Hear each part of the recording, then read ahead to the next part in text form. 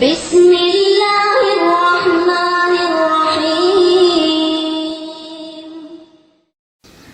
جا زندگی مدینہ سے جھونکے ہوا کے لا، جا زندگی مدینہ سے جھونکے ہوا کے لا، شاہد کے حضور خفا ہے منا کے لا، کچھ ہم بھی اپنا چہرہ باطن سوار لیں، ابو بکر سے آئین عشق و وفا کے لا، دنیا مسلمہ پہ بہت ہی تنگ ہو گئی، فاروق اعظم کے دور کے وہ نقشے اٹھا کے لا، جن سے گناہ نے ہمیں محروم کر دیا، عثمان کے وہ زاویے شرم و حیا کے لا، مغرب کی گلیوں میں مارا مارا نہ پھر اے گدائے علم، دروازہ علم سے خیرات جا کے لا، نام محمد سے دلوں کو سرور ملتا ہے، نگاہ فکر کو تازہ شعور ملتا ہے، نصیب کیسا بھی ہو واسطہ احمد کا دیکھے، نصیب کیسا بھی ہو وسیلہ محمد کا دیکھے،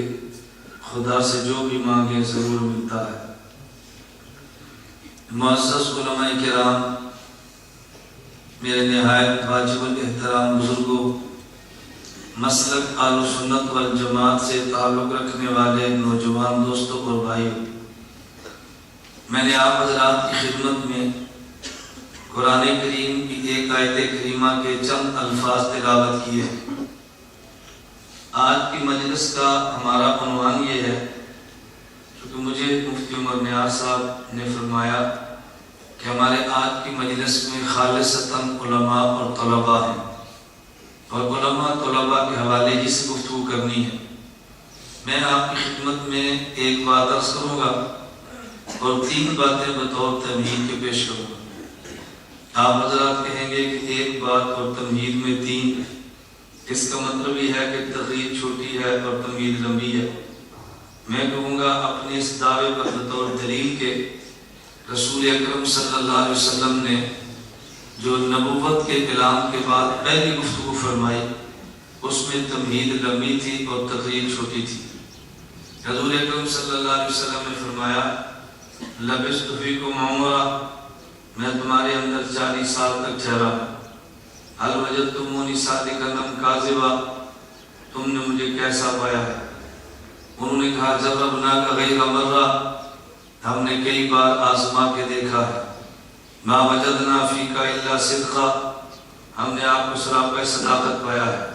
یہ 4 جملے تمہید کے ہیں، ایک جملہ تقریر کا ہے، قولوا لا الہ الا اللہ تفلحوا۔ تو حضور کی تقریر کی جملہ 1 تھا، تمہید کے جملے 4 تھے، اس لیے ہماری تقریر کا جملہ 1 ہوگا، تمہید کے جملے 3 ہوں گے۔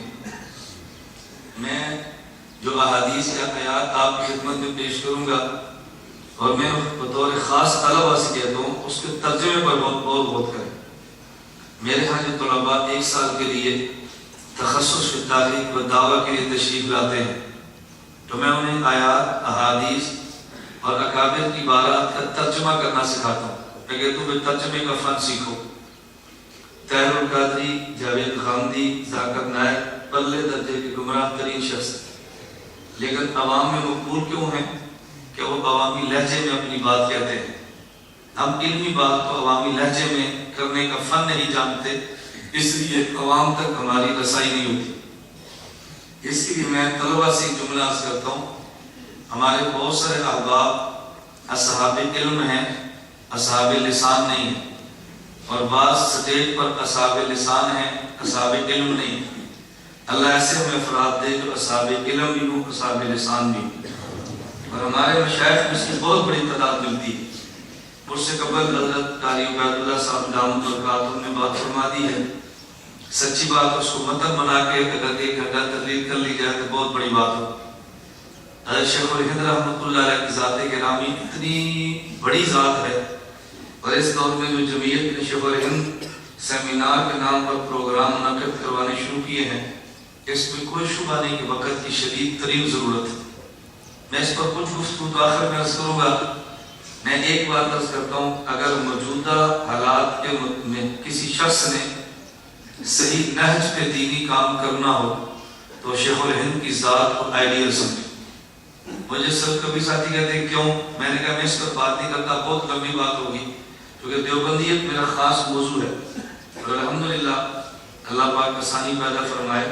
مولانا ارشد مدنی صاحب دعوت برکاتہم وہ اس وقت کہاں پر ہے میں ذکر نہیں کرتا، جن کے لیے میں ان کو پتا ہے، میرا انہوں نے پاسپورٹ منگوا لیا ہے دارالعلوم دیوبند کے لیے، تو انہوں نے فرمایا کہ ہماری پوری شورا نے طے کیا ہے کہ اس بندے کو دیوبند بلاؤ اور یہاں بیٹھ کے اس کو اسباق پڑھاؤ، اسی کو یہاں پر ہے۔ تو میں نے 2-4 احباب کو بتایا تو انہوں نے جملہ کے غلط نقل کر دیا کہ دیوبند کے اعزازی مدرس طے کیا ہر مہینے 3 دن لگائے گا۔ میں نے بہت مشکل ہے، ان کا انعام ہے کہ ان کا اکرام اور احسان ہے کہ انہوں نے مجھ جیسے نالائق کا انتخاب فرمایا۔ انہوں نے فرمایا ہماری خواہش ہے کہ تم یہاں پر آؤ اور یہاں کر بات کرو۔ میری کتب ابھی جو باہر پڑھی ہیں آپ دیکھیں گے، ان میں سے بعض کتب وہ ہیں جو 4,500 ہزار کی تعداد میں دیوبند میں چھپ کر مفت تقسیم ہوئی۔ آپ اس کی تصدیق ابھی وہاں سے فرمائیں، اور براہ راست میرا الحمدللہ تعالیٰ دیوبند دارالعلوم کے اکابر سے رابطہ ہے۔ اللہ ان کا سایہ عاطفت ہمارے دل پہ سروں پہ تادیر قائم اور دائم رکھے۔ میں ایک جملہ ضرور کہتا ہوں، حضرت شیخ الہند رحمۃ اللہ علیہ کے وجود مبارک سے دنیا بھر میں تحریکات چلی، لیکن یہ بات بڑی قابل تعجب ہے کہ جو تحریکیں شیخ الہند سے نکلی ہیں وہ کل عدم ہو گئی ہیں، اور شیخ الہند جو دارالعلوم دیوبند میں تھے وہ کل عدم نہیں ہو سکتے۔ کوئی وجہ ہوگی نا، وہ دارالکفر میں ہے، کل عدم نہیں ہے، پر ہم یہاں رہ کر بھی کل عدم ہوتے ہیں۔ میں پالیسیوں پہ بات نہیں کرتا، ہمیں اس پہ غور ضرور کرنا چاہیے کہ آخر دارالعلوم دیوبند کو شیخ الہند نے کون سی پالیسی دی ہے کہ وہ وہاں رہ کر بھی اپنے کام کو جاری رکھے۔ اور بہت ساری باتیں ہمیں جذبات کی وجہ سے سمجھ میں نہیں آتی، اس وقت سمجھ آتی ہے جب سمجھنے کا نفع کچھ نہیں ہوتا۔ کل میرے کرک کے 6 اجتماعات اور بہت بڑے بڑے اجتماعات تھے۔ کرک کے علماء نے مجھے پہلی بار سنا، یہ تو علماء طلبہ کا ایک مجمع ہے، یہ کوئی جذباتی خطابت کا مجمع نہیں ہے۔ میں اللہ کا بہت شکر ادا کرتا ہوں، مجھے خدا نے تذکرہ کی زبان بھی دی ہے، مناظرے کی زبان بھی دی ہے، اور عوامی خطابت اور سٹیج کی زبان بھی دی ہے۔ مولانا فضل الرحمان صاحب دامت برکاتہم نے مجھے پہلی بار لاہور کی شاہی مسجد میں سنا جب میری تقریر 1.5 منٹ کی تھی، پہلی تقریر مولانا نے وہاں سنی، 1.5 سال قبل کی بات ہے، 1.5 منٹ کی تقریر، یہ پہلا بیان مولانا نے میرا سنا۔ اس بیان کے بعد ہماری جو دوستی اور یاری لگ گئی، قریب ہماری بڑی مفصل بات موضوعات پر گفتگو ہے، اور میں ساتھی سے باہر کہتا ہوں، میں بڑی جانداری سے کہتا ہوں کہ میں جمعیت کا وکیل بلا توقیر ہوں۔ آپ کو نہ نظر ہے، آپ پنجاب میں کسی جا کر پوچھیں، میں رابطہ نہیں کرتا، بغیر رابطے کی پوری وکالت کرتا ہوں۔ جتنے شبہات جمعیت کی پالیسیوں پر پیش آتے ہیں، میں بھی الحمدللہ پنجاب کے کھلے اجتماع میں اس کے جواب دیتا ہوں۔ اور میں یہ بات آج بھی کہتا ہوں، کوئی آپ کو خوش کرنے کے لیے نہیں، میں ویسے عرض کرتا ہوں، میں دیوبندیت سے کہتا ہوں، اگر ساری تحریکیں جمعیت کو ماں سمجھ کر اپنا کام شروع کر دیں تو بالکل کام کو رخ ہی ہمارے ملک میں بدل دیں۔ یہ جو میں نے رائے یہاں دی ہے کہ گزشتہ سال آپ کے علم ہوگے جامعہ شفیہ لاہور میں 170 علماء پنجاب کے ان کا اجتماع تھا، جیسے مولانا فضل الرحمان صاحب دامت برکاتہم، مولانا سلیم اللہ خان صاحب، مفتی تقی عثمانی صاحب، حتیٰ کہ مولانا اسم اللہ صاحب، سب موجود تھے۔ ہر آدمی نے اپنی رائے دی تھی۔ میں نے اس میں ایک ہی رائے پیش کی تھی کہ میری رائے ہے کہ مسلکی جماعتیں کام کرنے والی جمعیت کے مقام کو جمعیت 2 افراد کو مشتمل کی شورا بنائے، خود ان کے کام کی نگرانی کرے، جو ان کے مزاج کے مطابق چلے اس کی تائید کرے، جو نہ چلے اس کا بائیکاٹ کریں، تاکہ ہم بھی صحیح رخ پر چلیں۔ ہم تو خود اس کے لیے تیار ہیں، اس سے زیادہ بندہ خود کو کیسے پیش کر سکتا ہے؟ خیر سے اگر بات لمبی ہوگی، وہاں بہت سارے موضوعات کی چٹھیں آئی، معاملات چلے، تو اس میں ایک چیز یہ بھی آئی کہ آپ وکالت بھی کرتے ہیں، تائید بھی کرتے ہیں، اور جامعہ حفصہ بغال مسئلہ کتنا اہم قضیہ تھا اور اس میں جمعیت کا کردار ٹھیک نہیں تھا، اس پر آپ کیا کہتے ہیں؟ اب یہ چٹ بڑی سخت قسم کی بات ہوتی ہے، آپ کو مجھے چٹیں دیں اور پھر آپ چھوٹوں کے جواب سنیں، انشاءاللہ آپ کو لطف آئے گا کیسے چٹوں کے جواب ہوتے کیسے۔ خیر وہ میں نے ان سے کہا آپ حضرات نے لال مسجد کے قضیے پر 2 رخ دیکھے ہیں اور تیسرا رخ نہیں دیکھا۔ کہنے لگے کہ وہ کیا؟ میں نے کہا آپ نے یہ تو تذکرہ کیا کہ غازی عبدالرشید شہید رحمۃ اللہ علیہ نے حسینی کردار ادا کیا، میں نے مان لیا۔ آپ نے یہ بھی فرمایا کہ پرویز مشرف نے شمر اور یزید کا کردار ادا کیا، میں نے یہ بھی مان لیا۔ لیکن اس دور میں 3 طبقے تھے، ایک حضرت حسین کا، ایک یزید کا اور ایک جمہور صحابہ کا۔ آپ نے تیسرا چھوڑ دیا، 2 کو دیکھا ہے، نہیں سمجھے؟ آپ نے 2 کو دیکھا اور تیسرے کو حضرت حسین رضی اللہ عنہ کو صحابہ نے فرمایا تھا نہ جاؤ، منع کیا تھا، ان کو مولانا نے کہا نہ کرو، انہوں نے کہا جب ہم نے جانا ہے تو صحابہ نے روکا بھی نہیں تھا، وہ چلے بھی گئے۔ حضرت حسین شہید بھی ہو گئے تو تو پھر یزید کے خلاف جمہور صحابہ نے خروج کیا تھا؟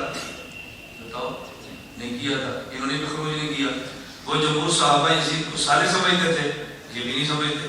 میں نے کہا ایک کردار حسینی دیکھا، ایک یزیدی دیکھا، جمہور صحابہ کا کردار آپ نے کیوں چھوڑ دی؟ اگر اس کو مد نظر رکھتے تو پھر آپ وفاق و جمیل کے پر اسی پر کوئی اعتراض نہ ہوتا۔ یہ وکالت ہے جو میں پنجاب میں لڑتا ہوں، یہاں تو میں بہت عرصے بعد آیا، میرا خیال میں 93 کے بعد پہلی بار تالیاں دونوں میں آیا ہوں۔ مفتی عمر نواز صاحب ہم کلاس وغیرہ میں کٹھے پڑھتے رہے، ہماری بڑی پرانی آ گئی، یہ تبلیغی ہوتے تھے، میں مجاہد ہوتا تھا، لیکن کبھی ہماری لڑائی نہیں ہوئی، کبھی بھی لڑائی نہیں۔ جب یہاں سے ہم آگے سفر کرتے تو کھانا ان کے پاس کھاتے پھر آگے جاتے۔ اصل میں بات سمجھ آ جائے کہ دونوں چاروں سب دین کے شعبے ہیں، پھر کوئی مسئلہ نہیں۔ کارواں کرک میں جو کہ اجتماع ہمارا عمومی تھا، جماعت والے، جمعیت والے، سب حضرات، یہ بہت چھوٹا اجتماع ہے جو میں کر اجتماع کر کے ہوں نا، یہ بہت چھوٹا ہے، اس کا تیسرا چوتھا حصہ بھی نہیں، بہت بڑے بڑے اجتماع تھے۔ میں نے اس وقت کہا، میں نے کہا رائیون کا اجتماع ہو، کبھی جمعیت والے رائیون کے اجتماع کے مقابلے میں جلسہ نہیں رکھتے، کہتے ہیں ہمارا اجتماع ہے، اور جب الیکشن کا دن ہو تو سارے تبلیغ والے کو بھی ہمارا الیکشن ہے، جب ایک اجتماع میں ہم آپ کے ہیں، اور جب ہماری باری ہے تو آپ ہمارے ہیں۔ آپ یوں چلیں گے تو بتاؤ کوئی لڑائی ہوگی؟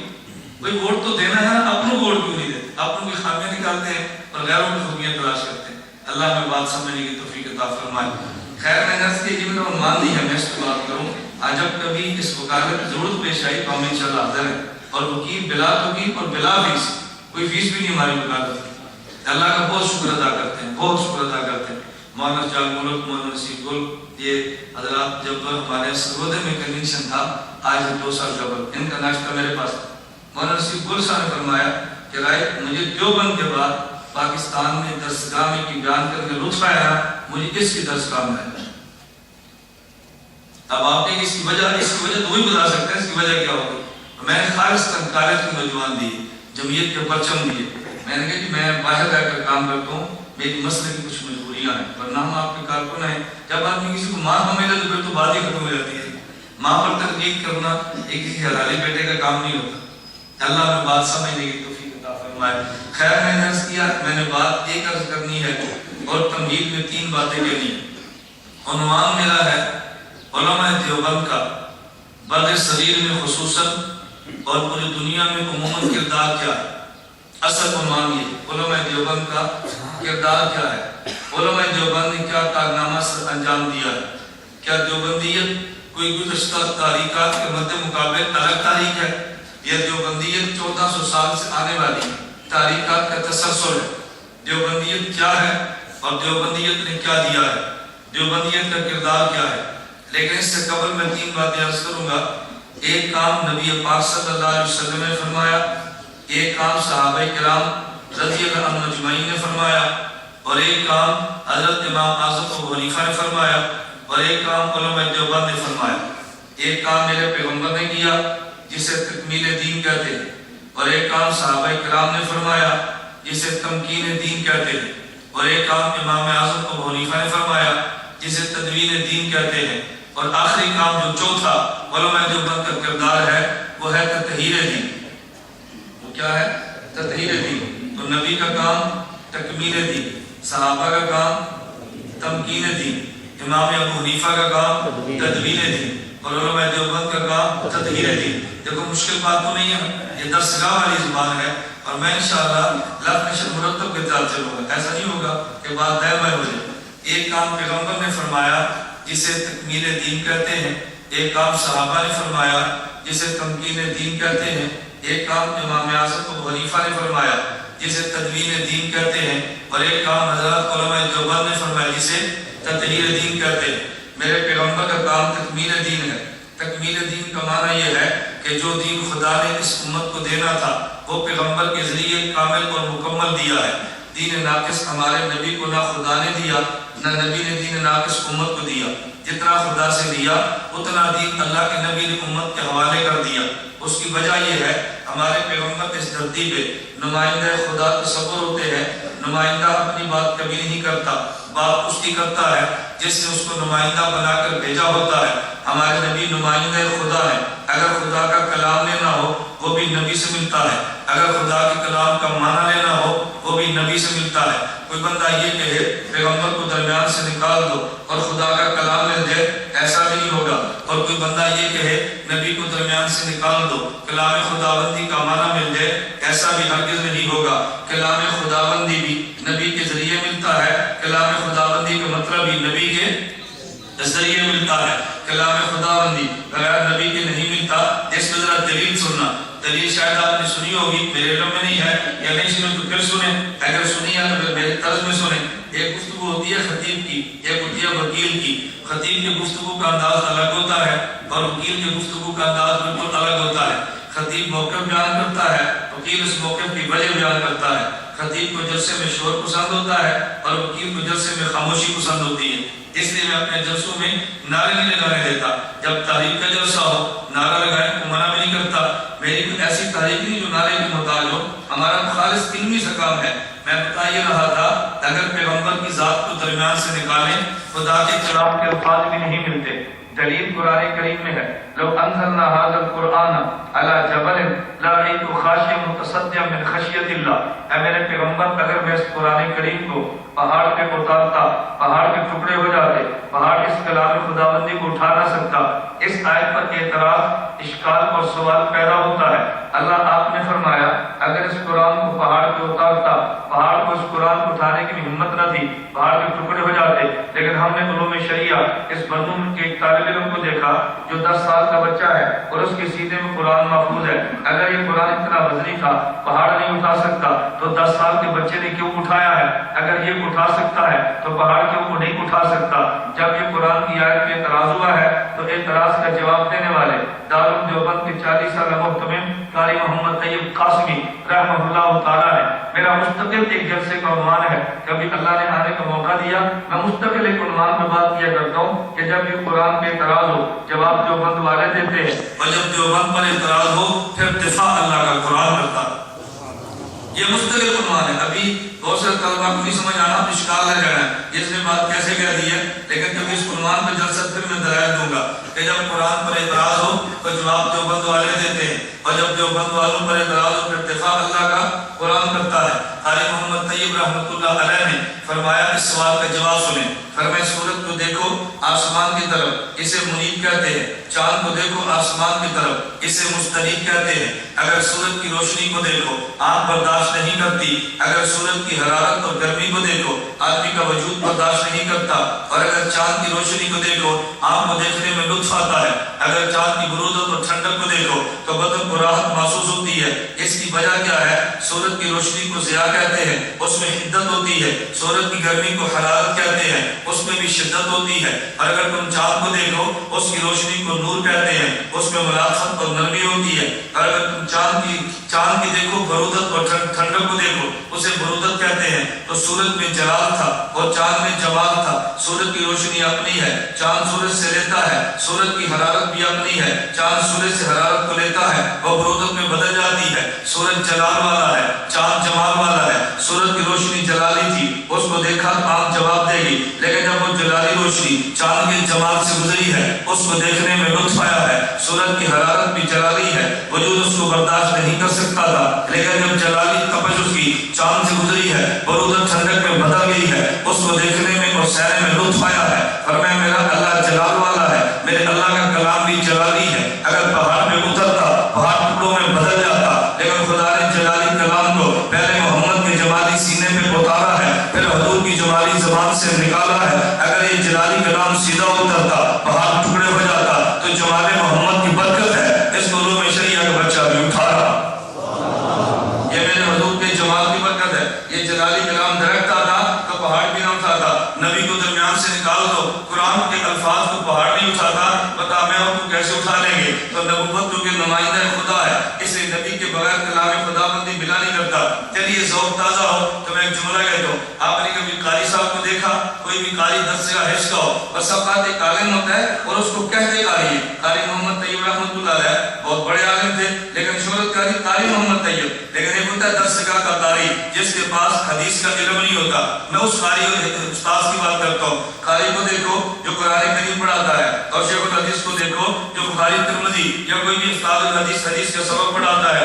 دونوں کے مزاج میں فرق دیکھا۔ قاری قاری کو جب بھی دیکھو جلال ہے، قریب جاتے بھی ڈر لگتا ہے، اور استاد الحدیث کو جب بھی دیکھو جمال ہے، جی چاہتا مجھے کب کمرے میں بلائے گا۔ تو دونوں میں فرق کیا ہے؟ یہ جلال والا اور یہ جمال والا، ان دونوں میں عیب اور کمزوری نہیں ہے۔ اس پہ جلالی کلام جلالی کا اثر ہے، اس پر کلام جمالی کا اثر ہے۔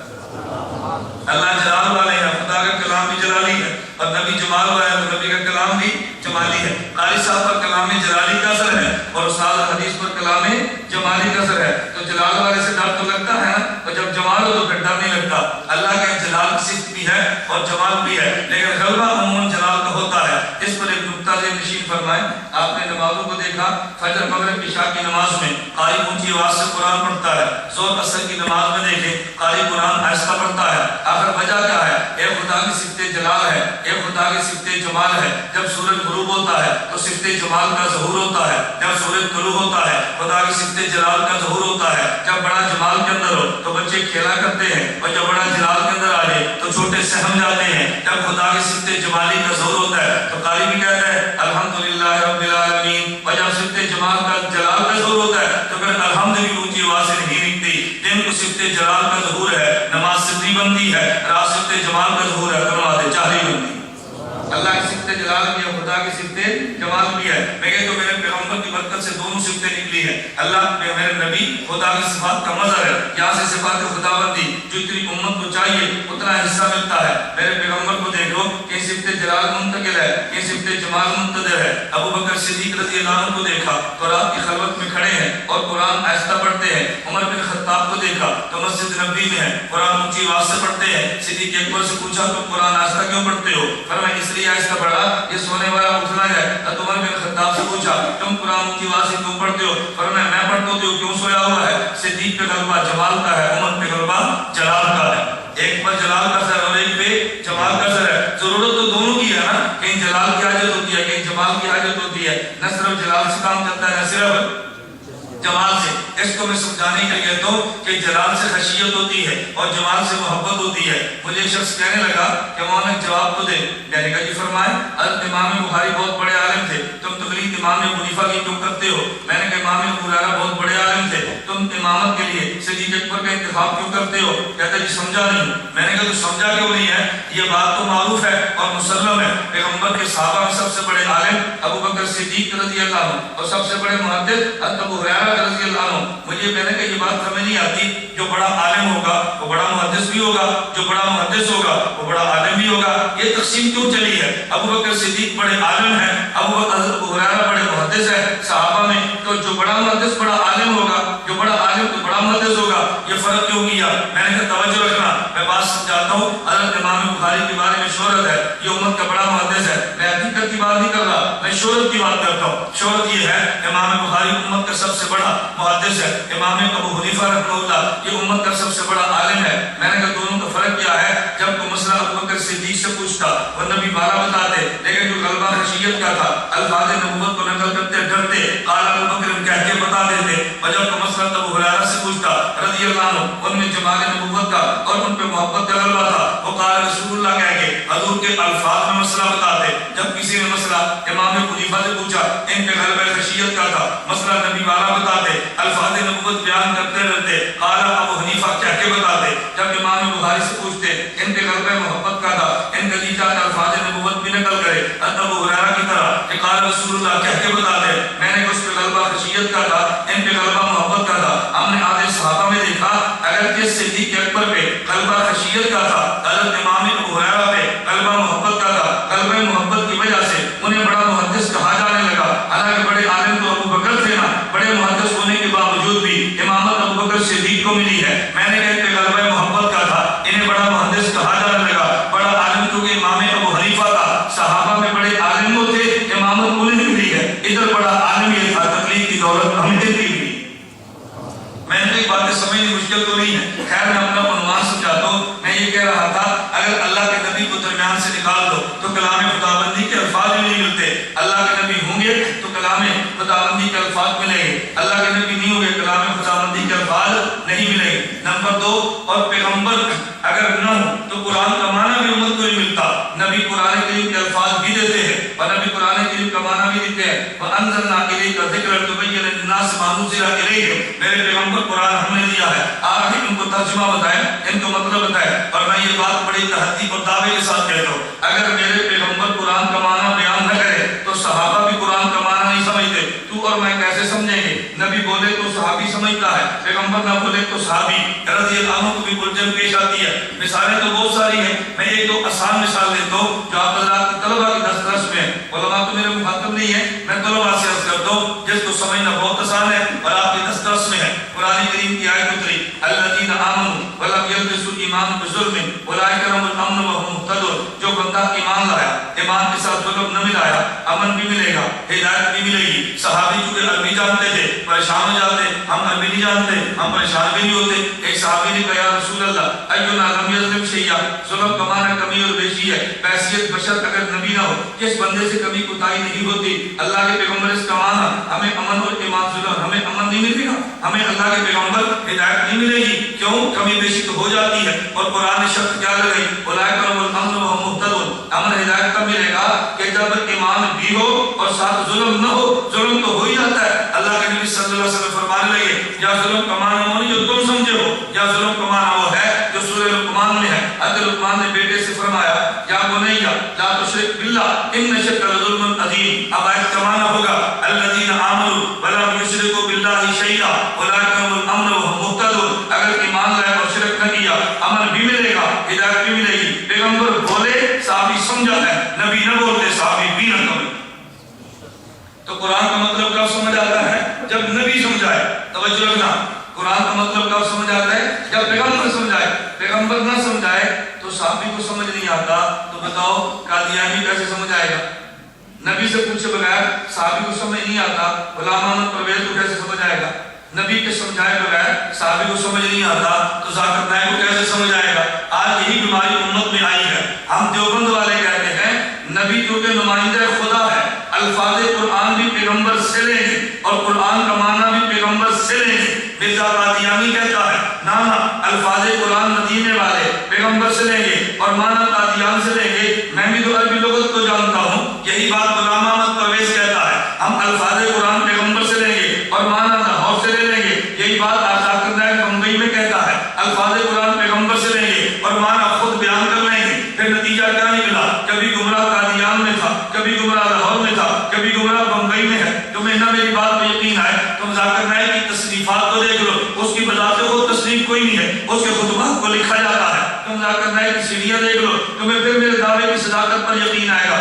کہ ذاکر نائک اس طرح غلط انداز میں قرآنی معنی کو بیان کرتا ہے میں ایک مثال دیتا ہوں ذاکر نائک سے ایک عورت نے مسئلہ پوچھا ہمیں بتائیں مرد فوت ہو کے جنت میں جائے گا اسے کیا ملے گا ذاکر نائک کہتا ہے حور ملے گی جو جنت کی بنی عورت ہوتی ہے پوچھا عورت جنت میں جائے اسے کیا ملے گا ذاکر نائک کہتا ہے اسے جنت کا بنا مرد ملے گا اسے بھی حور کہتے ہیں پوچھا دلیل کیا ہے کہتے ہیں حور افعل حور احور کی جمع ہے احور مؤنث مذکر دونوں کا استعمال ہوتا ہے میں نے کہا علماء سے پوچھو یہ فعل افعل کی جمع ہوتی ہے یا فعل فعلا کی جمع ہوتی ہے اب ذاکر نائک نے کہا میں عربی جانتا ہوں کیا میں قرآن نہیں سمجھ سکتا کتنی بڑی غلطی کر گیا پھر اس نے کہا چلو گرامر کو چھوڑو میں قرآن کی آیت پیش کرتا ہوں پورے قرآن میں 4 مرتبہ خدا لفظ حور کو استعمال کرتے ہیں کہتے ہیں کہیں بھی مرتبہ کے ساتھ خاص کیا ہی نہیں ہے قرآن کہتے ہیں زوجناہم بحور العین دیکھو حور عام ہے مؤنث مذکر دونوں کو شامل ہے میں نے کہا کم عقل آدمی عقل سے تو کام لیتا اگر عقل ہوتی تو اللہ فرماتا ہے زوجناہم زوجنا یہ جو ہم کا نکاح حور 3 سے ہوگا تو یہ حور کیسے مذکر ہوگی بھئی ہم کا نکاح تو مذکر سے نہیں ہونا نا ہم کا نکاح تو مؤنث سے ہی ہوگا میں نے کہا تم نے کیسے کہہ دیا زوجناہم بحور العین لیکن قریب کہتے حور مقصورات دیکھو حور عام ہے مؤنث مذکر سب کو شامل ہے میں نے کہا حور موصوف ہے مقصورات اس کی صفت ہے یہ جو مقصور مرد ہوتا ہے یہ عورت ہوتی ہے لیکن دیکھو اس نے مسئلہ بیان کر دیا اور کہنے لگا کہ ہم بھی عربی جانتے ہیں ذاکر نائک سے پوچھا کہ عورت ووٹ دے سکتی ہے اس سے بحث نہیں ہے عورت کی ووٹ کی حیثیت کیا ہے مگر کو مجھ سے پوچھے میں تو مفتی نہیں ہوں لیکن کو مجھ سے پوچھے تو میں کہتا ہوں عورت کی ووٹ کی وجہ سے اگر بے دین بندہ اسمبلی سے باہر جا کے دیندار جاتا ہو پھر عورت کا اپنا استعمال کرنا چاہیے اگر ایسا وقت آ جائے عورت پہ جہاد کا ذہن تو نہیں ہے لیکن اگر مسئلے کی نوعیت بدل جائے تو عورت کو ہاتھ میں تلوار لینے کی گنجائش موجود ہے میں نہیں کہتا عورتیں ووٹ ڈالتی ہیں لیکن اگر صورتحال ایسی پیدا ہو جائے ادھر بے دین ہے ادھر دیندار ہے اس کے ووٹ کی وجہ سے بے دین اسمبلی اسمبلی سے نکل سکتا ہے، پھر تو اس کا اپنا ووٹ استعمال کرنا چاہیے. اب تو نیت بدل گئی ہے. پھر تم نے عورت کو گھر سے نکالا نہیں ہے، یہ عورت تو گھر سے پہلے نکلی تھی. حضرت مولانا کی اجازت میں بول رہا. کسی نے پوچھا یہ جو تم نے مستورات کی جماعت کا سلسلہ شروع کیا، تم نے عورت کو گھر سے نکال دیا ہے. حضرت مولانا نے اجازت میں بہت پیارا جواب دیا. ہم نے عورت کو گھر سے نکالا نہیں ہے، نکلی پہلے تھی، ہم نے صحیح جگہ پہ پہنچا دیا.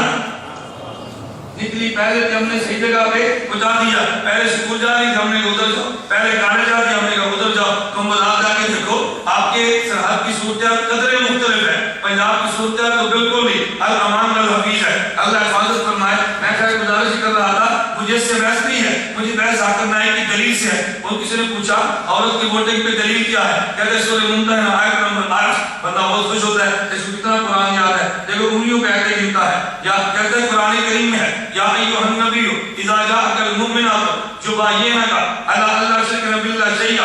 اللہ کے پیغمبر اگر یہ عورتیں ہیں بیعت کرنے کی بیعت کر لیا کرو. کہتے ہیں اس دور میں ووٹ ہوتا ہے، اس دور میں بیعت ہوتی تھی. اگر عورت پیغمبر کو ووٹ دے سکتی ہے، ہم کیوں نہیں کہتے کہ ووٹنگ کا عورت کے ختم ہو گیا. اب کہاں بیعت اور کہاں ووٹ؟ توجہ. میں نے کہا وہاں بیعت کیا تھی، شرک نہیں کرے گی، قتل نہیں کرے گی، زنا نہیں کرے گی، بہتان نہیں باندھے گی، نبی کی اطاعت کرے گی اور نافرمانی کرے گی. اب عمران خان کو عورتیں ووٹ دے گی نا، ہم ووٹ دیتی ہیں، کبھی بدکاری نہیں کرے گی، ایسی بیعت کرتی ہیں. اب عمران خان کے ہاتھ تو یہ بیعت ہوگی نا کہ ہم ووٹ دیتی ہیں. کیوں؟ دیکھو نبی کے ہاتھ پر ہم تمہارے ہاتھ پر بیعت کرتے. کم از کم عقل کہتے یہ تو دیکھتا پیغمبر کے دور میں جو بیعت کی نوعیت کیا تھی، وہ تھی شرک سے بچنے کے لیے، ایمان پہ آنے کے لیے. اور یہ عورت ہو جائے کسی اور مقصد کے لیے ہے، لیکن اس نے وہ زبان استعمال کرنی تھی. میں گزارش کر رہا تھا اس انداز میں معنی بیان کرتا ہے. مسلمان بھی خوش ہوتے ہیں، کافر بھی خوش ہوتا ہے، اللہ بھی خوش ہے، شیطان بھی خوش ہے، گنگا بھی ٹھیک ہے اور کعبہ بھی ٹھیک ہے. اس نے وہاں رہ کر دونوں کو سنبھالا ہوا ہے. اللہ نے سمجھنے کی توفیق عطا فرمائے. ذاکر نائک سے مسئلہ پوچھا جہاد کے بارے میں آپ کی کیا رائے ہے؟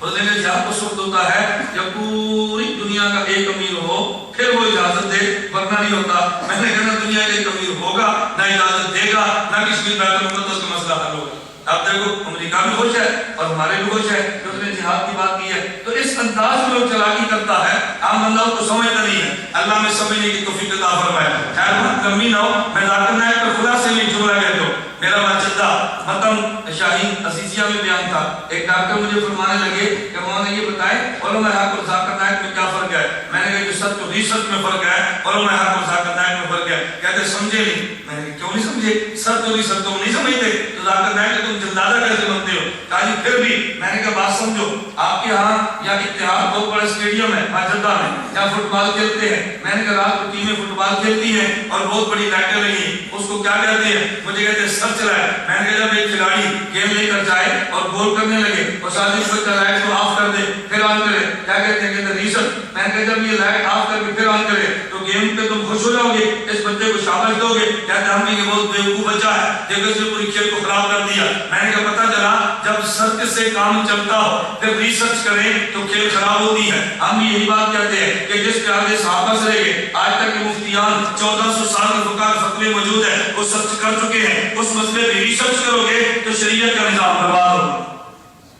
ہم سچ والے ہیں، وہ ریسرچ والا ہے. میں نے کہا مشکل بات تو نہیں ہے. میں کہتا ہوں جیسا مخاطب ہو اس کے مطابق گفتگو کر کے اس کے سمجھاؤ. میں ابھی یہ دسمبر کے اوائل میں ماشاءاللہ کے سفر پہ تھا دبئی میں، ہماری میٹنگ چل رہی تھی. ایک ذاکر کا دل دادا تھا اور تھا ان کی اہلی، اس سے بات چل پڑی کہ مجھے کہتا ہے ذاکر نائک کے بارے میں آپ کا کیا خیال ہے. میں نے کہا میرا خیال یہ ہے کہ ذاکر نائک اتنا بڑا آدمی ہے کہ اس کے فتوے میں تم عمل نہیں کر سکتے. وہ تو اس کا عاشق تھا. مجھے کہتے کیا مطلب؟ میں نے کہا میں سچی بات کہتا ہوں، ذاکر نائک جو فتوے مسئلے بتاتا ہے کم از کم تم جیسا بندہ اس پہ عمل نہیں کر سکتا. مجھے کہتے ہیں وہ کیسے؟ میں نے کہا ذاکر نائک سے بندے نے پوچھا کہ یہ بتاؤ کس کے مینڈک کا کیا حکم ہے. ذاکر نائک نے کہا قرآن کریم میں لحمن طریہ، گوشت فریش ہونا چاہیے، خامچی ہو یا مینڈک ہو. تو مینڈک کا کباب بنا کے کھا سکتا ہے؟ مجھے کہتے ہیں نہیں. تو میں نے کہا میں نے کہا تھا کم از کم ذاکر نائک کے پر تم عمل نہیں کرتے. جو لوگ ذاکر نائک کو سنتے ہیں نا، میں نے کہا کم از کم تم ذاکر نائک کو عمل نہیں کر سکتے. وہ خود عمل کرے یا نہیں کرے مجھے نہیں پتا. میں نے کہا اس سے تو طاہر قادری اچھا ہے، وہ با عمل تو ہے نا. طاہر قادری با عمل تو ہے نا. مجھے کہتا ہے وہ با عمل ہے. میں نے کہا جی ہاں. کہتا ہے وہ کیسے؟ میں نے کہا ڈانس کے جواب میں تقریر بھی کرتا ہے، ڈانس بھی کرتا ہے. آپ طاہر قادری کی ویڈیو دیکھیں نا، آپ تو دیکھ لوگ نہیں دیکھتے، ہم پھنسے گئے، ہم اس پہ گزارا کرتے ہیں کیونکہ ہم نے اپنا کام کرنا ہوتا ہے. اور میں دیکھے علماء بیٹھے ہیں تبلیغی جماعت کے اوپر جس قدر ویڈیو سیڈیز پہ اعتراض آئے تھے اس کا دفاع ہم نے کیا ہے، اور ہم دفاع نہ کرتے بین الاقوامی سطح پہ اتنا بڑا ورکر 4 ماہ لگائے ہوئے اہل حدیث ہوا اٹلی میں، دبئی میں، انگلینڈ میں، کینیڈا میں، میرا چونکہ ورلڈ لیول کا رابطہ ہے، مجھے پتہ ہے کس طرح گمراہ ہو رہے تھے، مجھے کیا نظر آپ نے کہا، پھر ہم نے 2 گھنٹہ کلپ پائی، اس کا جب جواب دیا الحمدللہ یو ٹرن ہو گئے، پھر واپسی گھیر لگے، آئندہ کے دروازے اور کیا بریکر لگے، اور مجھے وہاں کی جماعت کے احباب نے کہا اللہ کی قسم کھا کر میں کہہ رہا ہوں، بعد جماعتیں جب ریبنڈ آئی تو مجھے مستقل اٹلی کے احباب جرمنی کے ملنے کے لیے کھا رہا ہے، انہوں نے کہا ہم شکریہ ادا کرنے کے لیے آئے، تیری ان سیڈیز نے ہمارے نوجوانوں کا ایمان بچایا۔ مجھے شوق نہیں ہے کہ ہمیشہ یاد رکھنا، کل ایک ساتھی مسئلہ پوچھ رہا تھا کیا حکم ہے، میں نے کہا تصویر تمہیں بھی حیران کہتا ہوں، کہتا پھر میں نے کہا میں ضرورت سمجھتا ہوں، ایک ہے پرنٹ تصویر، ایک ہے الیکٹرانک، دونوں میں بہت بڑا فرق ہے، یہ ڈیجیٹل تصویر کہتے ہیں، میں نے کہا دونوں میں فرق ہے، کتنا فرق ہے، فرق کرے کتنا نہیں بنتا نہ کرے، میں نے کہا میں اس کی صفائی نہیں دیتا، میں چھوٹی سی بات کہتا ہوں، مجھے بتاؤ ایک ساتھی میرے پاس آئے، جماعت کے ساتھی تھے، کہتا مولانا تصویر کا کیا حکم ہے، میں نے کہا آپ نے سال لگایا، کہتا جی ہاں، میں نے کہا بیرون ملک، کہتا جی ہاں، میں نے کہا پاسپورٹ یا بغیر پاسپورٹ کے، کہتا پاسپورٹ کے ساتھ، میں نے کہا اس میں تصویر تھی، کہتا تھی، تو میں نے کہا آپ ساتھ نہ لگاتے ہیں بھائی، مجھے کہتے کیوں، میں نے کہا بھائی جب سال نہیں لگتا بغیر حرام کے تو حرام کو چھوڑ دو، اور یہ اللہ میں بالکل میرا کوئی گناہ نہیں ہے، میرا جی چاہتا تھا لگاتا، لیکن چونکہ وہ تصویر مانگتے تھے حرام تھا، اس لیے میں تیرا سے میں روح کا سوال نہیں لگا سکا، میں نے کہا تم کہہ دو گے، کہتے ہیں عذر ہے، تو میں نے کہا ہمارا بھی عذر ہے، میں نے کہا ہمیں کچھ شوق ہے، ہمیں کچھ شوق ہے، میری بند کمرے کی بھی تو آپ کو تصویریں بھی ملیں گی، میں نے کہا ہماری ضرورت ہے، مولانا فضل الرحمان دامت برکاتہ اللہ کی عمر میں برکتیں عطا فرمائے، تم نے وہ سیڈی نہیں دیکھی جب مولانا نے اسمبلی میں ان کیمرہ جنگیں لڑی ہیں، کیونکہ وہ دیکھ لو نا پھر تمہیں احساس ہو کہ کتنا بڑا ہمارا ایک مرد میدان وہاں کھڑا ہے جو جنگ لڑ رہا ہے۔ میں نے کل کرک میں کہا تھا کہ مولانا جب وہاں لاہور تشریف لائے علماء کی میٹنگ کی، اعتراضات لوگ کرتے ہیں، ہم نے کبھی آج تک اعتراض الحمدللہ کبھی نہیں کیا، دفاع تو کیا ہے، اعتراض کبھی نہیں کیا، کوئی کہنے لگا مولانا اسمبلی میں پہنچے ہیں تو آپ نے کیا کیا ہے، مولانا فرمایا میں وہ بات کہتا ہوں جو مفتی محمود رحمۃ اللہ علیہ فرمائی تھی، مفتی محمود صاحب کسی نے پوچھا یہ جو آپ نے آئین دیا ہے کیسے اسلام نافذ ہو گیا ہے، توجہ رکھنا، مفتی صاحب فرمانے لگے میں تمہیں اسلام نافذ کر کے دے تو نہیں سکتا لیکن آئین ایسا بنوا دیا ہے اگر تم اسلام نافذ کرنا چاہو گے تو آئین تمہارا معاون بنے گا، رکاوٹ نہیں بنے گا، میں نے کتنا تمہیں آئین صاف کر دیا ہے کہ اب یہ رکاوٹ نہیں بنے گا، تمہارا معاون بنے گا۔ مولانا فرمانے لگے میں یہ نہیں کہتا کہ میں نے اسمبلی میں اسلام نافذ کرا لیا ہے، میں یہ کہتا ہوں اگر میں نہ ہوتا تو کفر نافذ ہوتا، میں کم از کم سامنے جواب بنوں اور اس جواب کا تم کو پتہ چلے گا جب میں اسمبلی میں نہیں ہوں۔ کل نا دوسرے چٹے میں نے ساتھی سے پوچھا مجھے ایک بات سمجھ نہیں آتی، آپ توجہ رکھیں، میں نے کہا مجھے نہیں سمجھ آتی کہ جب جامعہ فریدیہ کا مسئلہ ہو کہتے مولانا فضل الرحمان صاحب پاس جاؤ، فیصلہ آباد پچھلے ربیع الاول میں لڑائی ہوئی، بریلویوں نے مولانا صاحب قاسم رحمۃ اللہ کے قبر پہ جوتے مارے، ان کی لائبریری چلا دی، مولانا کے بیٹے پر 302 کا کیس ہوا، تو اب کیا جی مولانا فضل الرحمان صاحب پاس جاؤ۔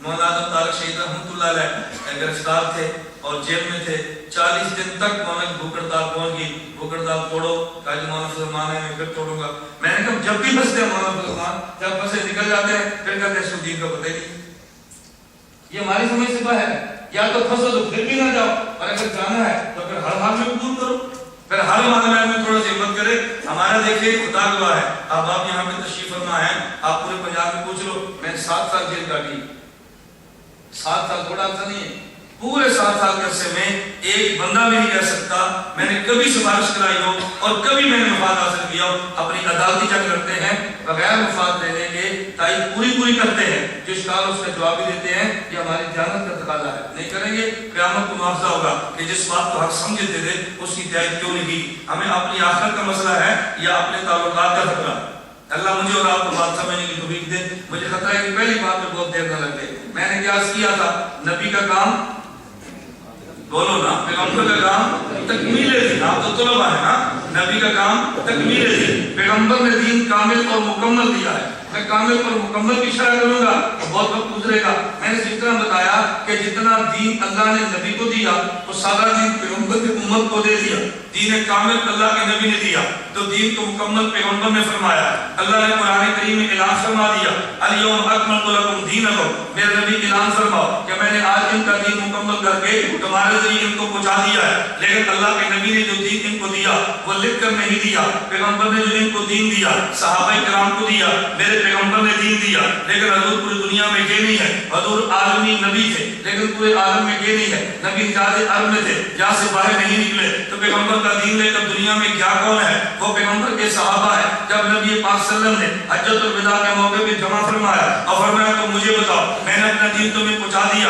صحابہ نے عرض کیا حضور حق ادا کر دیا۔ فرمایا فلیبلغ منکم الشاہد الغائب، اب تم شاہد ہو اور بعد والے غائب ہیں، تم نے دین کو لے کے دنیا میں پہنچانا ہے۔ پھر میرے پیغمبر کے صحابہ نے نبی کے دین کو لیا، دنیا میں پھیلا دیا اور دنیا میں پیغمبر کے دین کو جماؤ بھی دیا۔ جب نبی مکہ سے مدینہ آئے اپنا گھر بھی دیا، اپنی دولت بھی دی ہے، اپنے بچے پیغمبر پہ قربان کی ہیں، تو سارا کچھ صحابہ کرام نے دیا۔ جب اللہ کے نبی کا دین آیا خود حضور فرماتے ہیں ان دین بدا غریبا وسیعودکم ما بدا، میرا دین اجنبی تھا، کوئی پہچانتا نہیں تھا، اصحاب پیغمبر نے جگہ دی ہے، اصحاب پیغمبر نے مقام دین کو دیا ہے۔ میں ایک نکتہ عرض کرتا ہوں، جب اللہ کے نبی نے اعلان نبوت فرمایا، دولت بھی نہیں تھی، اعلان نبوت فرمایا، حکومت بھی نہیں تھی، اعلان نبوت فرمایا، طاقت بھی نہیں تھی۔ اللہ نبوت کے اعلان کے بغیر حکومت دولت طاقت دے سکتے تھے لیکن خدا نے دی نہیں ہے۔ کیوں نہیں دی؟ جب پیغمبر کا کلمہ پڑھتے لو تو لوگ اعتراض کرتے کہ دل سے کلمہ نہیں پڑھتے، کلمہ اس لیے پڑھا کہ نبی حکومت والا ہے، کلمہ اس لیے پڑھا نبی طاقت والا ہے، کلمہ اس لیے پڑھا کہ نبی دولت والا ہے۔ خدا نے بتا دیا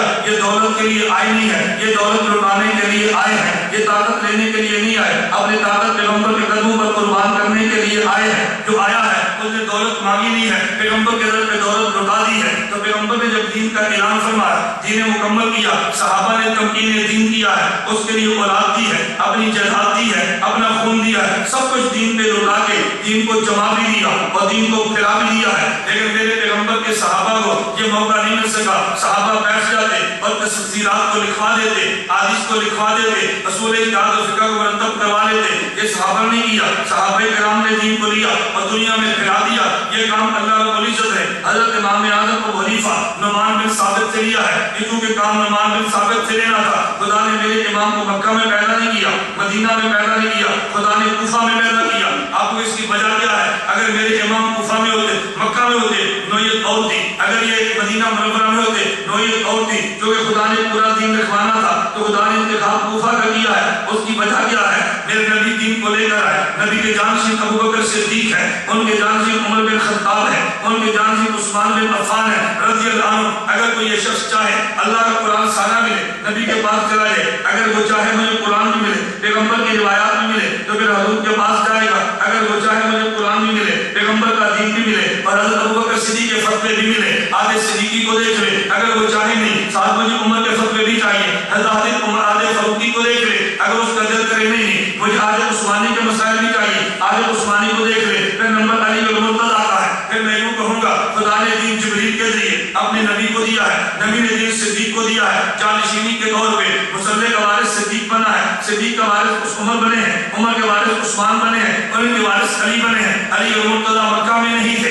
علی المرتضیٰ مدینہ میں نہیں تھے۔ آخری عمر میں علی المرتضیٰ نے مکے کو چھوڑا تو مدینہ آئے، نبی کے ساتھ ہجرت فرمائی، اور پھر مدینے کو چھوڑا تو کوفہ آئے۔ کوفہ یہ شہر یہ تھا جہاں میرے پیغمبر کا قرآن بھی ہے، پیغمبر کی حدیثیں بھی ہیں اور تینوں خلفاء کے فتوے علی المرتضیٰ کے پاس موجود ہے۔ تو شہر کوفہ کا انتخاب کیا، مکہ مدینہ کا انتخاب نہیں کیا۔ پیغمبر کے سارے علوم کو لے کے علی المرتضیٰ کوفہ پہنچے ہیں۔ القابط ابن عدی میں روایت موجود ہے، سند پہ اگر اشکال ہو آپ مجھ سے پوری سند کی وصول فرما لیں۔ حضرت رسول صلی اللہ علیہ وسلم نے فرمایا انا مدین کے لیے مالی الباب ہوا، دیکھو میں شہر علم ہوں، علی شہر علم کا دروازہ ہے، میرے پیغمبر مدینہ میں تھے، شہر علم کا دروازہ کوفہ میں، شہر علم کا دروازہ۔ توجہ رکھنا، ایک غیر مقلد مجھے کہنے لگا اور جی ہم ڈائریکٹ مدینہ جاتے ہیں، تم بایا کوفہ جاتے ہو۔ بایا کوفہ سمجھتے ہیں؟ ہم الطول مدینہ جاتے ہیں اور تم براستہ کوفہ جاتے ہو۔ میں نے کہا ہم با ادب ہیں، تم بے ادب ہو، ہم با ادب ہیں، تم بے ادب ہو۔ میرے جوابات اپنی طرف سے ہوتے ہیں، مجھے پتا ہوتا ہے اس کو جواب کون سا سمجھانا ہے، جیسا بندہ ہو جواب ایسے دینا چاہیے۔ اب میرے دل سے بغیر مقلد پنجاب میں نہیں آتا، کبھی آ جائے تو چیک نہیں لکھتے، ٹوپیاں رکھ کر آتی سے تک کسی جاتے ہیں، وہ سننے کے لیے آتے ہیں، گفتگو نہیں کرتے۔ سال پر ایک بیان تھا تو چٹوں کا سلسلہ شروع ہوا. میں یہ سلسلہ شروع کروں بات بہت لمبی ہوگی. ایک مطلب نے چھڑ دی کہتا ہے اسی کافی اتنی گندی ہے اس میں لکھا ہے کہ امام اس کو بناؤ جس کی بیوی خوبصورت ہو. اب بتاؤ ہم جا کر بیویاں چیک کریں گے ہمیں کیسے پتہ چلے گا؟ جو ان کا طریقہ ہے. تو فقہ اتنی گندی ہے لکھا ہے کہ امام اس کو بناؤ جس کی بیوی خوبصورت ہو. اب ہمارے فقہ میں جو امامت کی تدریجن شرائط اس بات کو درج ہے. اب اس کو علمی انداز میں سمجھانا درمانہ رکھتا ہے. میں نے اس کا بالکل لکھا ہے ہمیں اس میں کوئی اشکال نہیں ہے. لکھا اس لیے ہے ہمارے امام اعظم ابو حنیفہ رحمۃ اللہ علیہ جو کہ ولی تھے صاحب کشف تھے ان کو کشف ہوا کہ 1300 سال کے بعد ایک ایسا فرقہ پیدا ہوگا جو مولویوں کو عورتیں دے کے اہل حدیث کرے گا. تو انہوں نے فرمایا کہ اپنی بیوی خوبصورت ہو تاکہ بیوی کے لیے اہل حدیث نہ پڑے. میں نے کہا تم کو ایسی بات نہیں ہے تو پھر میں ان مولویوں کے نام بتاتا ہوں کہ جن کو تم نے حدیث دی اور لڑکیاں دی ہیں میں نام بتا دیتا ہوں. میں نے کہا جو اور چٹ لکھو. اب چٹ نہیں آئی بھائی جیسا بندہ جواب تو ویسا دینا چاہیے نا. میں لاہور میں تھا ایک ساتھی نے کہا یہ دیکھو غیر مقلد کی ویڈیو ہے نا آڈیو ہے اس نے بہت سخت دلیل کی اور بڑی سخت دلیل دی ہے ہم سے جواب نہیں بنا. میں نے کہا کیا دلیل دی ہے؟ غیر مقلد کہنے لگا کہتا ہے کہ سینہ پاک ہے زیر ناف جگہ ناپاک ہے. سن رہے ہیں سینہ زیر ناف جگہ ہمارا موقع نہیں ہے یہ اس کی بات نقل کر رہا ہوں. اور اگر پاک جگہ پہ ہاتھ رکھو تو حنفی بنتا ہے اہل حدیث بنتا ہے نماز میں. ناپاک جگہ پہ ہاتھ بدو تو حنفی بنتا ہے. پاک جگہ پہ ہاتھ رکھو تو اہل حدیث بنتا ہے. ناپاک جگہ پہ ہاتھ رکھو تو حنفی بنتا ہے.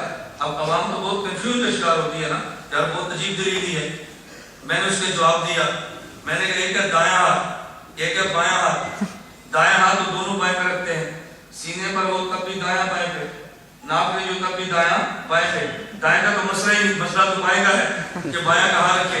تم نے کہا سینہ پاک ہے زیر ناف جگہ ناپاک ہے تو بایاں جو تھا ہی ناپاک جگہ کے لیے تم نے پاک جگہ پہ رکھا کیوں؟ بھائی یہ بایاں روٹی کھانے کے لیے اس بندے کے لیے تو اس نجا کی ضرورت ہے زیر ناف کے سینے میں. میں نے کہا بھی جو تھا ہی زیر ناف کے لیے ناپاک جگہ کے لیے تم نے پاک جگہ پہ رکھا کیوں؟ بات سمجھ آ گئی؟ تو جیسا مجموعہ جواب ایسے دینا چاہیے نا. اس کے لیے آپ کو کتب فقہ تلاش کرنے کی ضرورت تو نہیں ہے. جس بندے کا فن ہونا اپنے فن کا جواب وہی جانتا ہے. میں نے کہا اچھا میرا بھی ایک سوال ہے. تم نے سوال دیا ہم نے جواب دے دیا. میں نے کہا میرا سوال تو غیر مقلد سے کرو. تم نے کہا سینہ پاک ہے زیر ناف جگہ ناپاک ہے تو میں نے کہا پاک جگہ تک داڑھی رکھو تو مسلک احناف بنتا ہے.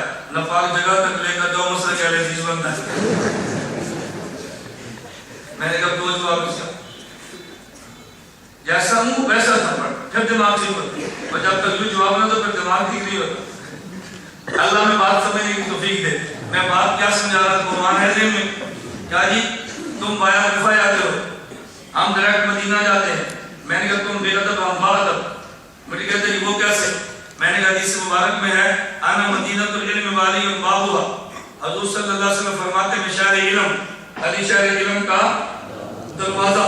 میں نے کہا مسجد کا امام اعلان کرے بھئی صف اول میں نماز پڑھنے کا بڑا اجر ملتا ہے. ایک بندہ صف اول میں جانے کے لیے دروازے سے گزرے ایک دروازہ کراس کر کے جائے پہنچے تو دونوں صف اول میں ہیں. جو دروازے سے گزرے اسے با ادب نمازی کہتے ہیں. جو دروازہ کراس کر کے جائے اسے چھلانگ کے جائے اسے بے ادب کہتے ہیں. حضور فرماتے ہیں میں شہر مدینہ ہوں علی شہر علم کا دروازہ ہے. شہر علم مدینہ میں تھا اور دروازہ کوفہ میں تھا تو جو بایا کوفہ جائے وہ با ادب ہے اور جو ڈائریکٹ جائے وہ بے ادب ہے. میں نے کس لیے بایا کوفہ جاتا اور اس پر میں دلیل بھی رکھتا ہوں. ایسے نہیں میں صرف ردی پہ نہیں پھینکتا. آپ حضرات امام بخاری کے بارے میں جملہ نقل کرتے ہیں. میں کبھی ساتھی سے کہتا ہوں میری خواہش ہوتی ہے ختم بخاری ہو اور پھر آپ بیان کرا کریں وہ ختم بخاری کی مجلس پھر مجھے بخاری پر بولنے دیں. مولانا زرولی صاحب نافذ پر کہا ہوں ان کے مزاج اب سارے رہتے ہیں. مولانا کا 15 بیان تو لمبا ہے یہ نیٹ پر موجود ہے. آپ anarmedia.com پہ دیکھیں یوٹیوب پہ دیکھیں اور گوگل پہ سرچ کریں میرا نام لکھیں وہاں دیکھیں مولانا کا بیان موجود ہے. پہلا جلسہ ختم بخاری کا مولانا نے میرا سنا پیچھے تشریف فرما تھے میں بیان کر رہا تھا فیصل آباد مدینہ العلم میں. مجھے نہیں پتا تھا کہ مولانا تشریف لے آئے. میں اپنے انداز 35 منٹ میں نے 35 منٹ بولا. اس کے بعد آپ مولانا کے وہ کمنٹس سنیں وہ مولانا نے ارشادات فرمائے نا ذرا وہ سنیں. مولانا فرماتے ہیں کہ میں نے پہلی بار اس کو محسوس کی ہے اور میں سمجھتا ہوں کہ بخاری کے ادب پر مغلق ابواب اور اس سے استدلالات اور روایت کو بحث بخاری سے نام کے رشتے جو مولانا نے بیان فرمائے ہیں، اگر اس بیان کو عام کر دیا جائے تو پاکستان میں کوئی جاہل بھی نہ بچے، نہ غلط بھی نہ بچے۔ مولانا کسی کی تعریف کرے یہ بڑی مشکل بات ہے، یہ بہت مشکل۔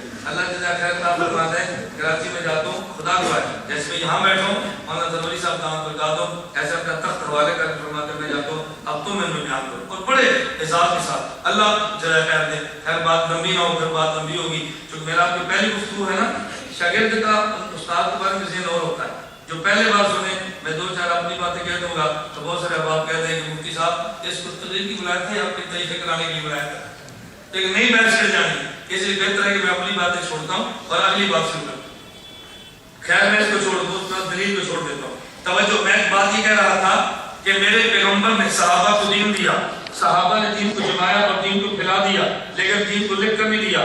صحابہ کرام نے کہا دین لے کے جو لکھا یہ کون شخص تھا؟ امام اعظم ابو حنیفہ، امام سیوطی نے لکھا ہے، امام حاکم نے لکھا ہے، انہ اول من دون علم شریعہ ورتبوا ابوابا، شریعت کے مدون اول کو دنیا امام اعظم ابو حنیفہ کہتی ہے۔ اس شخص نے دین کو لکھا ہے اور دنیا میں دین کو پھیلا دیا ہے۔ اس پر میں خواب نقل کرتا ہوں جو آپ نے کئی بار سنی ہے، میرے لہجے میں شاید کبھی نہیں سنی ہوگی۔ مجھے ایک شخص کہنے لگا ہم غیر مقلدین کو دیکھتے ہیں، کبھی اعتراض تبلیغی جماعت پہ کرتے ہیں، کبھی اعتراض حنفیت پہ کرتے ہیں، اس کی وجہ کیا ہے؟ میں نے کہا وجہ یہ ہے کہ امام ابو حنیفہ نے خواب دیکھی، نبی پاک صلی اللہ علیہ وسلم کا وجود مبارک بکھرا پڑا ہے، اس کو جمع کر کے سینے سے لگایا۔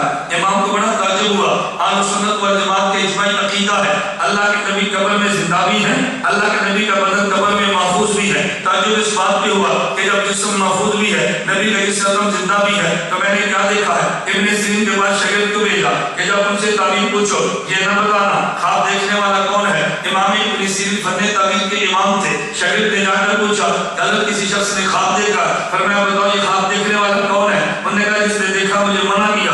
امام ابن سیرین فرمانے لگے بیٹا یہ شاگرد ابو حنیفہ کے علاوہ خواب کوئی نہیں دیکھ سکتا، تم بتاؤ خواب کس نے دیکھی ہے؟ اس نے کہا جی بالکل امام ابو حنیفہ نے دیکھی ہے۔ فرمایا جاؤ امام حنیفہ کو جا کے مبارک دے دو کہ جو نبی کا دین دنیا میں پھیل گیا ہے، نبی کی سنت دنیا میں جو بکھر گئی ہے، ان کو ایک جگہ جمع کرنے کا کام خدا تجھ سے لے گا۔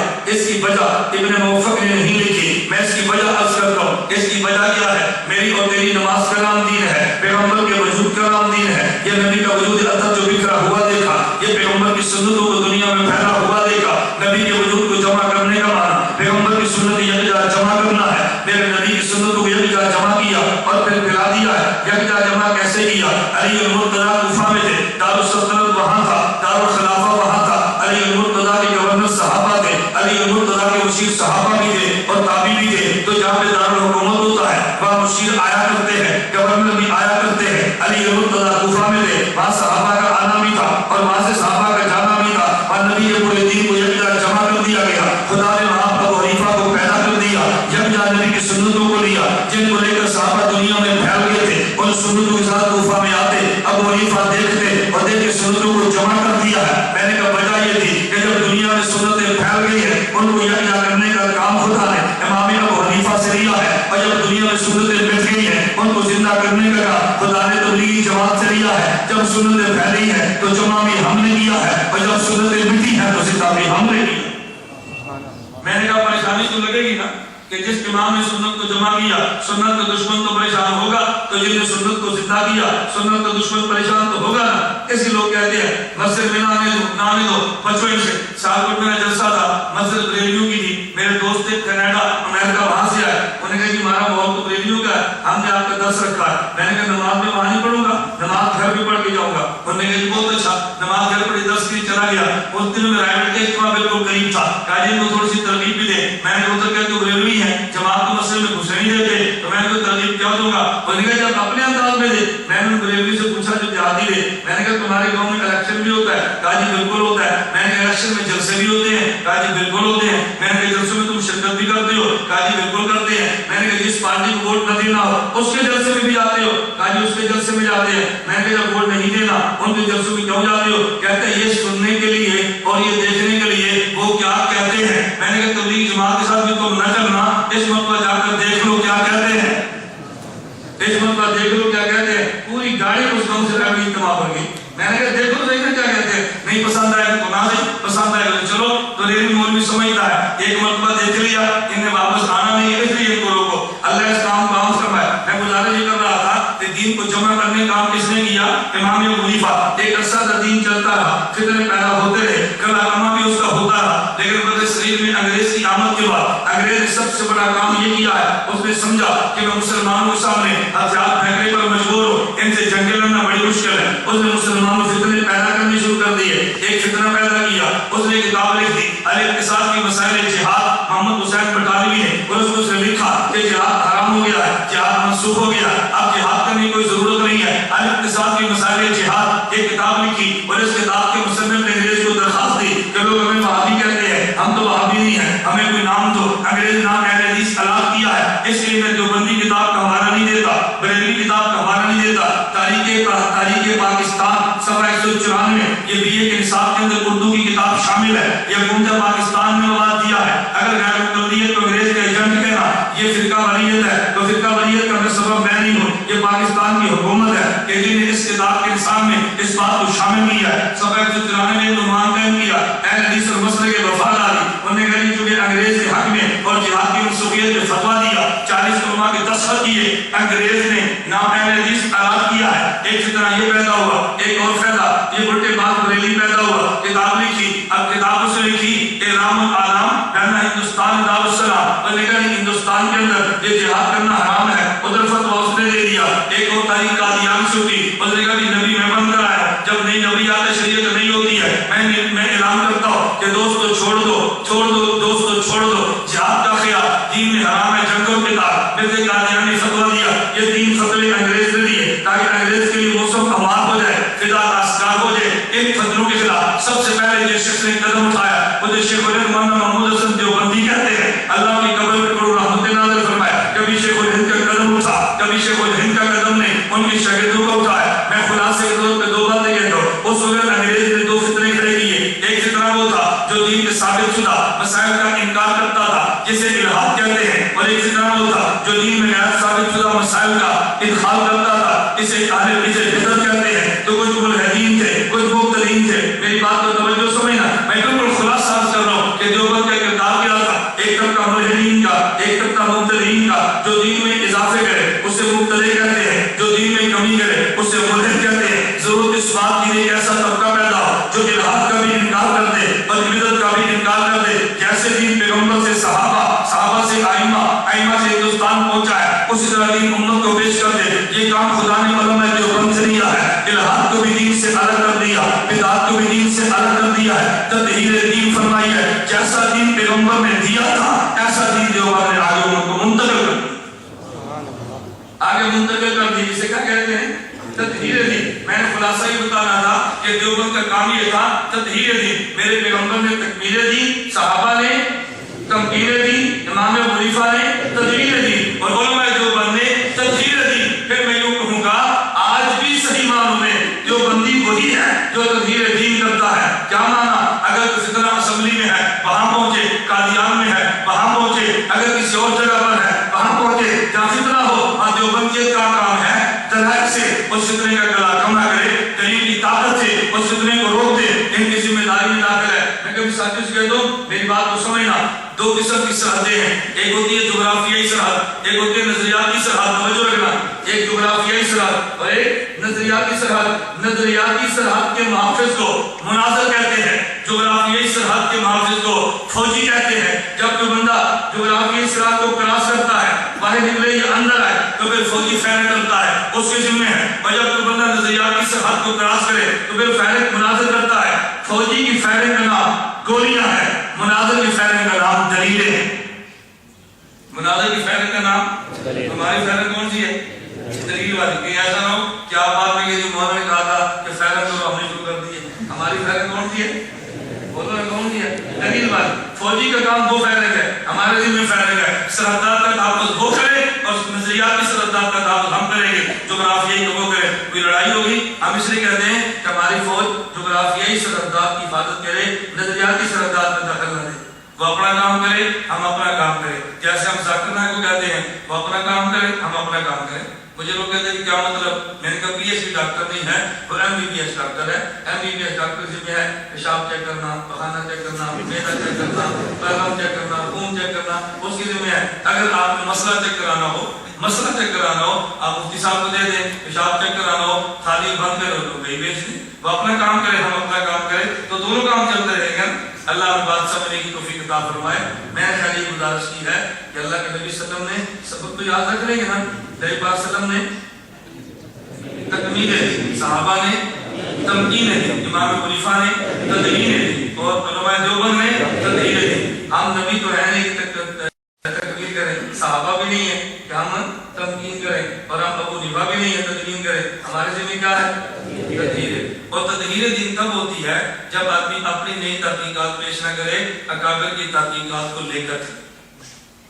بات سمجھ آ گئی؟ اپنی تحقیقات نہیں پیش نہ کرے، اکابر کی تحقیقات کو لے کر چلے۔ اور ہمارے قابل کی تحقیقات فرما دی ہیں کہ مجھے اور آپ کو دائیں بائیں جاننے کی قطعاً ضرورت نہیں ہے، اس کو بالکل پلے باندھو، قطعاً جاننے کی ضرورت نہیں ہے۔ آپ کو میں دعوت دیتا ہوں، ہمارے ہاں شعبان میں دورہ تحقیق المسائل ہوتا ہے، جمعرات کو فاقہ امتحان ختم ہوتا ہے، ہفتے کو ہمارا دورہ شروع ہو جاتا ہے۔ 15 دن اس لیے رکھا ہے کہ اگر بعد میں مفتی عمر ریاض صاحب 40 دن کے لیے جانا چاہیں تو ان کا کام نہیں چلتا۔ یہ نہیں کہ آپ نے چلے پلٹ کے لے کے جانے تھے، اس نے 15 دن کا تقاضا رکھ کے ہمارا چلا رہا کیا، ہم نے رکھے ہیں 15 دن لگائیں، ہم اپنے آپ کے راستے میں وہیں سے سیدھا پرائیویٹ چلے۔ آپ یہاں سے پرائیویٹ جائیں نا، ہمارا مدرسہ بالکل روڈ کے راستے میں، سرگودا کراس کریں، مرکز اہل سنت والجماعت، یہ جو بنوں کی مرکز کی گاڑیاں آتی ہیں نا، یہ بہت اچھی طرح جانتی ہیں۔ آپ گاڑی کے کنڈکٹر کو بھی کہہ دو گے نا، وہ بھی آپ بتائے گا کہاں اترنا ہے، اتنا وہ بھی جانتے ہیں۔ تو ہمیں گزارش کرتا ہوں 15 دن کا، اور جو ہمارے فارغ التحصیل علماء ہیں یا دورہ حدیث میں ہیں، ہم نے ان کے لیے 1 سال کا تخصص کی تحقیق میں دعویٰ رکھا ہے شوال میں۔ الحمد سے لے کر برناس تک پورے قرآن کی تفسیر، اصول مناظرہ، اصول حدیث، جرح تعدیل، فن اسماء و رجال، مناظرہ، خطابت اور اختلافی مسائل کی تیاری، اور اگر لکھنے کا ذوق ہو انشاء اور فن تحریر بھی 1 سال میں آپ سیکھیں گے۔ اس لیے ہم گزارش کریں آپ تشریف لائیں۔ میں جو بات کہہ رہا تھا، ہمارے پاس تخصص کے لیے آئیں تو طلبہ بڑی بڑی کتابوں کا مطالعہ کرتے ہیں، ان کا ذوق ہوتا ہے۔ میں بڑی بڑی کتابوں کا مطالعہ نہیں کرتا، میں نے اپنے کمرے میں رکھے خطبات حکیم الامت، حضرت مدنی کی کتب، حضرت تھانوی کی کتب، میں نے یہ کتب رکھی ہیں، ان کا مطالعہ کرتا ہوں۔ طلبہ کہتے ہیں کیوں؟ میں نے کہا میں اپنا اصل موقف ان سے سمجھتا ہوں، اس کے بعد بڑی کتابوں کو ہاتھ لگاتا ہوں۔ ان کو چھوڑ کے ڈائریکٹ بڑی کتابوں کو ہاتھ لگائیں گے، اپنا موقف سمجھ نہیں آئے گا، ایک نئے فرقے کا وجود مل جائے گا۔ تو ہم نے نئے فرقوں کو وجود نہیں دینا، جو ہمارے اکابر کا کام ہے اسی کو لے کر چلنا ہے۔ ہمیں اللہ اکابرین کی تحقیقات پر اعتماد کرتے ہوئے اکابرین ہی کے کام کو آگے بڑھانے کی توفیق عطا فرمائے، ٹھیک ہے نا؟ انشاءاللہ میں آپ سے یہ گزارش کروں گا کہ نئے محقق مت بنے، اپنے اکابر کے علوم کے ناقل بنے۔ علوم کے ناقل ہوں گے تو نفع ہوگا، نئے محقق بنیں گے تو نئے فکروں کا دروازہ کھلے گا۔ ہمارے اکابر نے فکروں کا دروازہ بند کیا ہے، دروازہ کھولا نہیں ہے۔ اور مزاج وہ رکھیں جو ہمارے قابل علماء دیوبند کا تھا، اگر کسی مسئلے پر آپ کی تحقیق اکابر کی تحقیق سے ٹکرا جائے تو آپ پر وحی نہیں آئی، آپ کا اپنا اجتہاد ہے۔ ہم چھوٹے ہیں، وہ بڑے ہیں، اپنے اجتہاد کو بڑے پر فنا کر دو، اللہ تمہیں بڑا فرما دیں گے۔ ان کے اجتہاد کو ذلیل کرو گے، خدا ہمیں ذلیل کر دے گا۔